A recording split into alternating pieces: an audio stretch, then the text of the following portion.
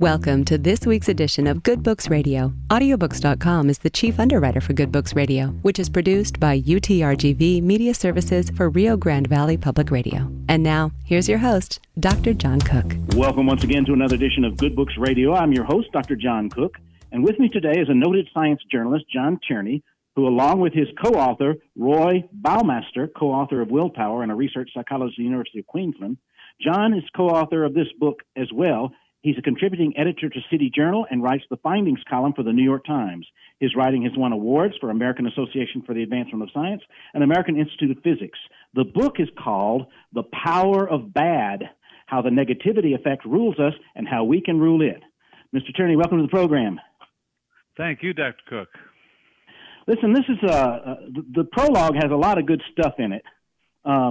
But the main point is that bad is stronger than good in how it influences our thoughts and our behavior.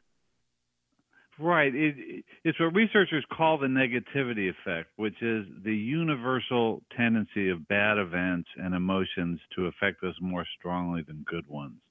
When you hear a mix of compliments and criticism, you obsess over the criticism instead of enjoying the praise. When you walk into a room and see faces, you focus on the hostile one and you miss all the smiles.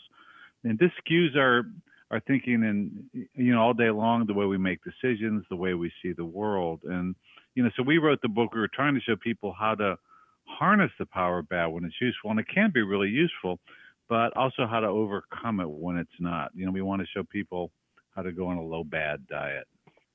That's a great term. I think it's important to recognize how the power of the media has influenced this. You talk about horrendous events on our 24/7 news channels, and even the election of Donald Trump has been a ratings bonanza because it brought out the worst of both sides. Right, we're surrounded. I mean, as I said, there's a reason that we have this negativity effect. It's important, to pay attention to threats, and it kept our ancestors alive, by paying attention to the bad stuff. But, today we're just surrounded by what we call the merchants of bad, on our screens, on television, on social media. We're getting assaulted by all this bad news. Can you believe that, whether you like Trump or you hate him, both sides are going to be there, can you believe what they did? And we just have reporters. And, as a journalist, that's what got me interested in this topic, because I just kept noticing how journalists, we just, instinctively want to turn everything into a bad news story, and we want to hype the bad stuff. And, and I was, surprised during my journalistic career when I kept finding these crises. And when you actually looked into it, you'd see that actually things were generally going well. There are always problems that, there's always, something going wrong. But in general, things were going so much better that, virtually every measure of human well-being has been getting better. Now it's been getting better that way for the past couple centuries, and yet we're convinced that the world is going to hell. And when you look at international surveys, and when you ask people how optimistic they are about humanity, about their own lives and things, that it is people in the richest countries like the United States and Europe, the luckiest people in history, are the most pessimistic, because we're just surrounded by this barrage of bad, and we call it the crisis. Basically, that everything, that we turn everything into a crisis. It might just be an isolated problem, but we turn it into a crisis that we suddenly have to worry about and do something about. And often the solution makes us worse. Sorry, this is illustrated by some of the realities of the facts. Crime is way down, and health is up, and longevity is up, and yet we seem to focus on one ugly news event to broaden our view that terrorism is everywhere and criminals are murdering us right and left. Right. It's striking that the rate of crime has just plummeted in the United States. We're so much safer than we used to be, and yet most people think it has gone up because they keep seeing these. They see the horror story of the day on the nightly news, or they hear about the bad stuff and they remember the bad stuff. Similarly, the rates of global poverty have just plummeted. It used to be just, back in 1950, the typical person in the world subsisted on less than $1 a day, didn't know how to read. didn't get adequate nutrition. And now, the rates of poverty and illiteracy have just, are below 10%. People's income is rising around the world. People are living longer. They're healthier, wealthier, better educated, but we just don't see that. And it's funny when you do these international surveys, people in countries like Nigeria and Indonesia, in developing countries, they're much more realistic than Americans are because they realize how much better life is getting for most people. But we have this view that things are just going to hell. And, and this is really fomented by what we call the merchants of bad. There are all these experts and journalists, and, my profession is really guilty of this. We're always trying to tell you things are bad. And what, often happens, unfortunately, is that we say there's a crisis and we must do something. And, there's this thing about, this is a crisis, something must be done. This is something, therefore it must be done. That kind of logic. And we so often make things worse because we don't realize that this was an isolated problem and that our solution is going to cause new problems and make things worse. Yeah. In that first chapter on the power of bad, you talk about the power of positive psychology and that positive emotions broaden our perspective and enable us to build skills that help us flourish. And yet the negativity influence is everywhere. The rule of thumb, power of 4, means a lot to me. 4-to-1 ratio of positive to negative experiences or communications. Right. We call it the rule of 4, and this is based on, my co-author, Roy Baumeister, is he's one of the most prominent social psychologists. I've admired his work for years, and as so many people have. And he is one of the co-discoverers of this negativity effect. Behavioral economists had found that people care more about losses than gains. It hurts them more to lose $1. And there were a couple other things, and he started wondering, are there any examples where good is stronger than bad? And he looked through all the literature in psychology, economics, sociology, and the surprising finding that nobody had noticed until then was that this is a universal effect. And his paper was called Bad is Stronger Than Good. And since that time, there have been a lot of researchers who started studying this and looking at just how much stronger bad is. And they study what they call the positivity ratio, which is they study people's moods, their diaries, the kind of interactions that spouses have or people have at work, and they measure how many good ones there are for every bad one. And they have found that in general, a bad mood or a bad interaction with your spouse or with a colleague at work or a bad day has at least 3 times the impact of a good one. So our rule of 4, as we call it, is that if you want to do better than average, if you want to do more than just balance things out, aim to have at least that it takes 4 good things to overcome 1 bad thing. So, what that means is that if you're late for one meeting, you're not going to make up for it by being early the next time. If you say one hurtful thing to someone, plan on at least 4 compliments to make up for that, because that's the impact it's going to have. So, yeah. and it really means that you get a lot more leverage. That's why we talk about the low bad diet. Because of that 4-to-1 ratio, it takes 4 good things to overcome 1 bad thing. You get a lot more leverage by eliminating negativity than by doing good things. We all like to pride ourselves on the good stuff we do, our virtues. That we go the extra mile for our family, for our friends, at the office. But avoiding bad is much more important than doing good. You don't get much extra credit for going the extra mile. There's some interesting experiments where they test people's reaction, and if someone does a favor for you and they do more than they promised, you don't really give them that much extra credit. But if they fall short, then there's a big price that's paid. People, so don't overpromise. It's much more important to just keep your commitments and avoid breaking a promise. Avoid bad. Mm-hmm. A couple of things I want to note because they were fun for me to read, and one is about superstitions in sports.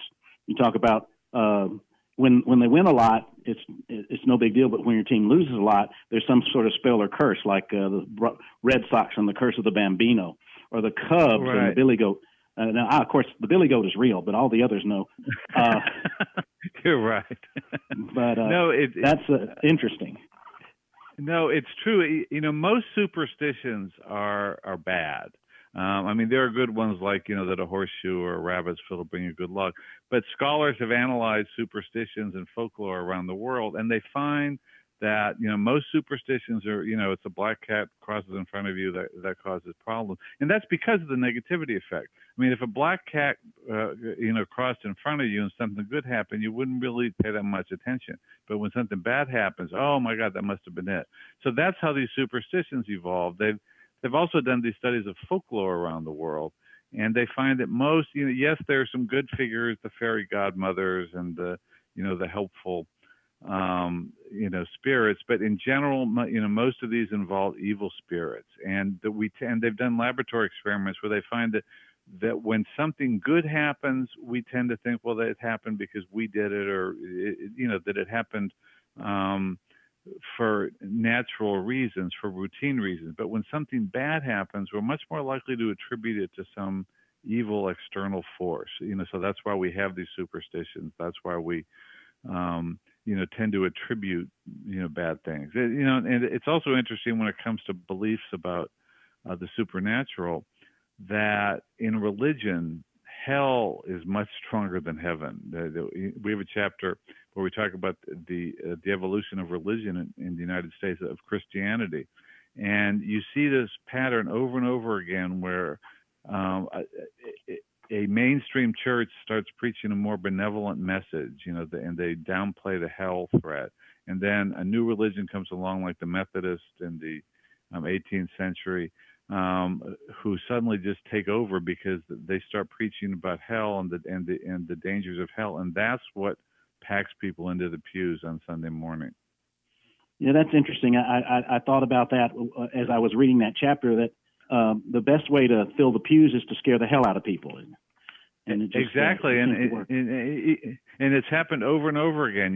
Back in the 18th century during the Great Awakening, the establishment churches, the Congregational Church and the Episcopalian Church, they looked down on these hell-fearing, uneducated ministers, but the Methodists became the biggest sect in the country.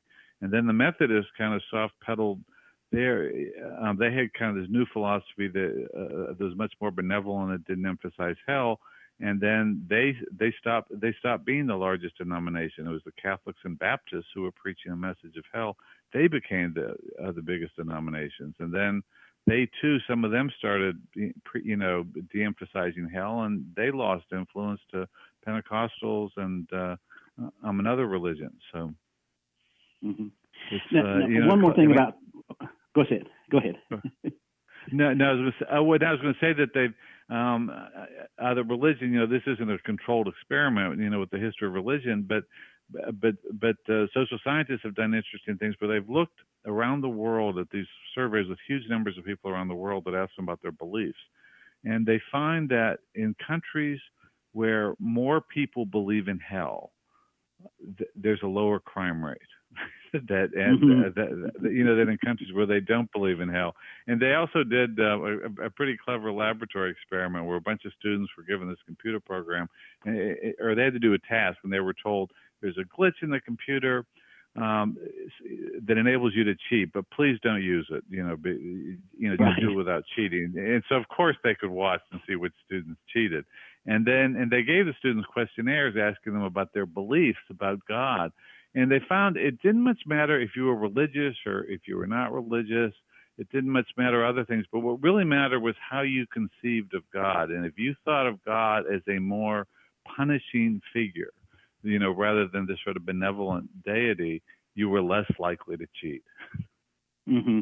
And that also carries over into, in general, penalties are much more effective than prizes at helping us learn and at motivating students and workers. Bad is stronger than good there. Mm-hmm. One more illustration from sports before we move to love, and it's about the safety junkies. You talk about golfers who putt for par when they could make a birdie. But one of the things that really hit me is something that I've always believed, that this coach, I think his name was Kelly, yes, Kevin always Kelly. goes on fourth down goes for the first down instead of punting, and I've always felt that way. Right. I mean, this guy is really extreme. I mean, he punts once a season.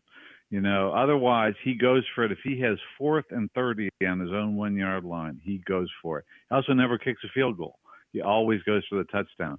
And he did this because he looked at what statisticians have been saying. The analytics guys have looked at this and said it's crazy in today's high-scoring, high-powered offenses to punt. It gains you 40 yards, but the other team can make up right away.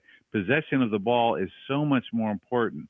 And, there have been various calculations that if you have 4th and 1, you should go for it anywhere on the field beyond your own 8-yard line. And if it's 4th and short, people say, anywhere, if it's 4th and 2, maybe anywhere beyond your own 20. And of course, coaches just don't do that. And it's because of the negativity effect. They think, what if what if we don't go for it? Everyone's going to blame me, and, the other team will get the ball, and that's going to stay in everyone's mind. Now, a few coaches in the pros have started doing it a little bit more, but in general, they're still, and these guys are paid huge salaries to get any kind of advantage, and yet this is such a basic mistake that they make over and over again. This coach in Arkansas, it's amazing. Once he started doing it, he stopped punting. People figure, well, this will have a bad effect on morale. That was one of the excuses that coaches gave for not going for it. That maybe the statisticians say that it makes sense to do it. That in the long run we'll come out ahead more often than we're not. But in the moment, it's going to demoralize the team so much. What he found was that once he trained his team, he said, look, we're going to go for it on every 4th down. If we don't make it, fine. We know sometimes we won't, but a lot of the time we will, and it will pay off.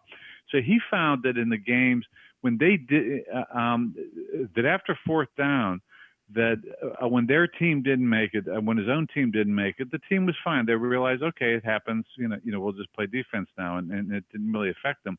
But when they made it on 4th down, and the defense gave way, it demoralized the other team because they thought, we held them for 3 downs, and but we're still on the field. They still got the ball, so the defense would make a big mistake the next day.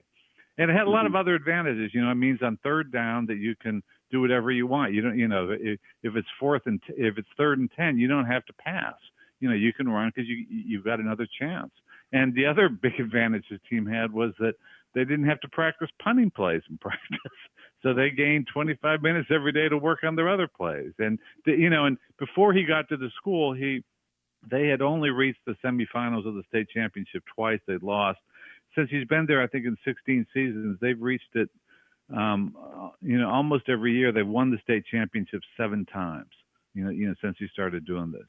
And the amazing thing is that coaches, they see this amazing record of success, and yet he gets invited all over the country to speak about it, and everyone says, you're right, but I just can't do it for my team. People find excuses not to do it because they're so afraid of that negativity effect, so afraid of failure. Yeah, that's really timely. Right now we're in the middle of the football playoffs, and I watched it yesterday thinking about this chapter and thinking, oh, man, it's only a yard more for 4th down and 1. What are you doing punting in the middle of the field? Well, okay, let's move on to love, because there's a real powerful negativity effect in love partners. If someone complains or has a hostile tone or rolls their eyes or insults the other, that becomes intense in terms of its effect on love relationships. Absolutely. When researchers, they've done a lot of studies tracking couples over time to see which ones survive and which ones don't. And what they find is, people, we pride ourselves on all the good stuff we do, but in those great, positive emotions that we have at the start of a relationship.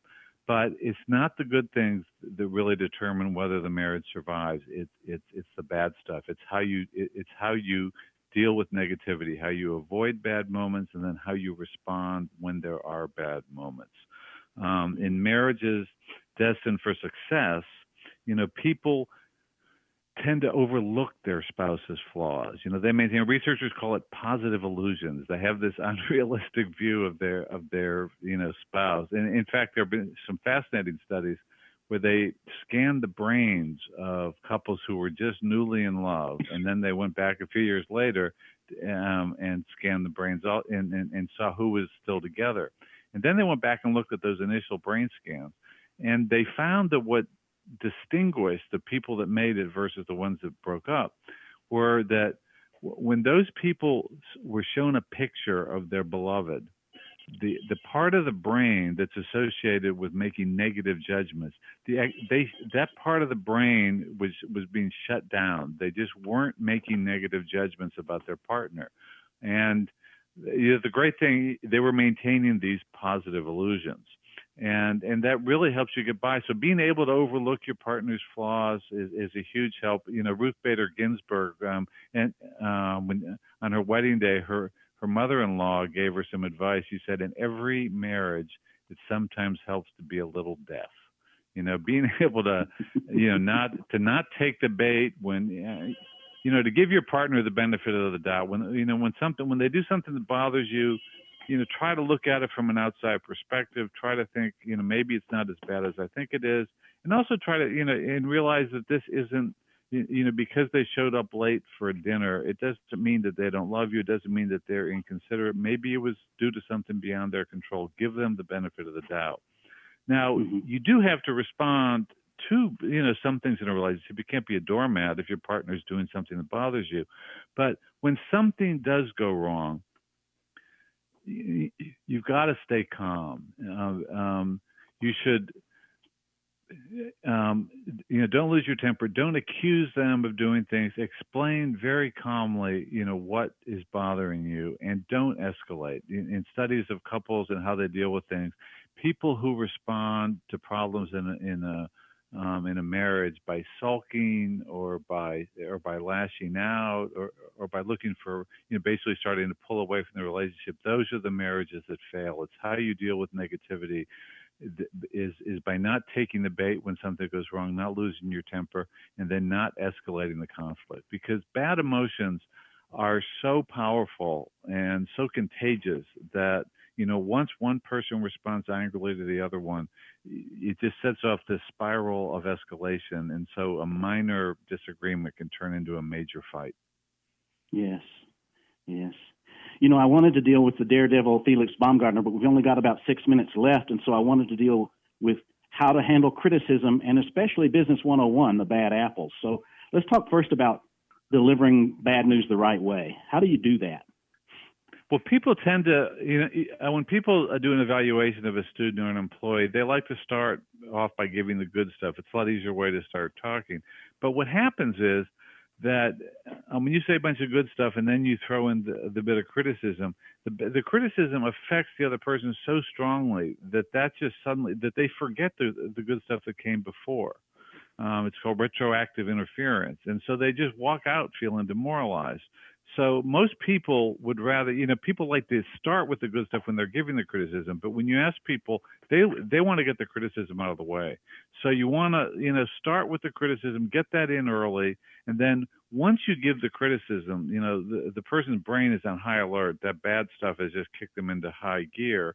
And so then you do the praise and make sure that, that you've got at least 4 good things to say for every bad one. And so then the praise will sink in. I mean, they're not going to forget the criticism, but that way they'll get a better, accurate picture of the whole thing rather than, simply walking out and just thinking about that one bit of criticism.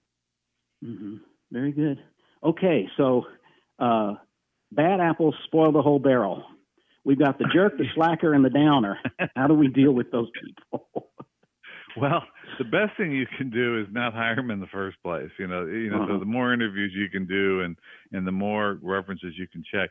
But researchers have found that when you're trying to predict how well a team will do, their performance depends, not on the average of the team's ability and not on the average of each person. It depends on the lowest person, on the worst person on the team. And that, putting a star on a team doesn't make that much difference, but having one jerk or slacker or downer, affects the whole team. And in The Power of Bad, we talk about these experiments where they had an actor who would sit down with a group of people working on a project, and when he was the jerk, he'd be really abusive, and he'd go, "Are you serious?"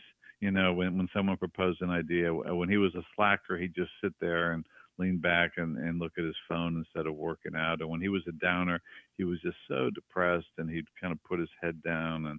And the remarkable thing was that the teams that had one of these bad apples on them would do much worse than the other teams.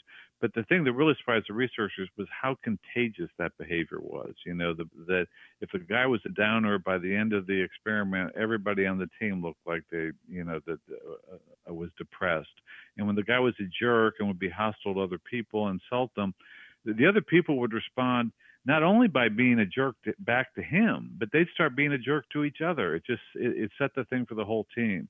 And, so in business, you want to really, try and avoid hiring bad apples. And when you've got one, you've got to basically, find a way to blunt his impact, either by having him work by himself or, by firing him if you have to. But, and the one advice we have also, though, that when you do, fire someone, don't be a jerk about it. If you have to fire a jerk, don't be a jerk about it. Because when you fire someone, if you're not kind to them, but if you treat them in a way that seems unfair, that seems uncaring, that's the thing all the people left behind, that's the one thing they're going to remember about you, how you behave to that person, your own bad behavior toward that person.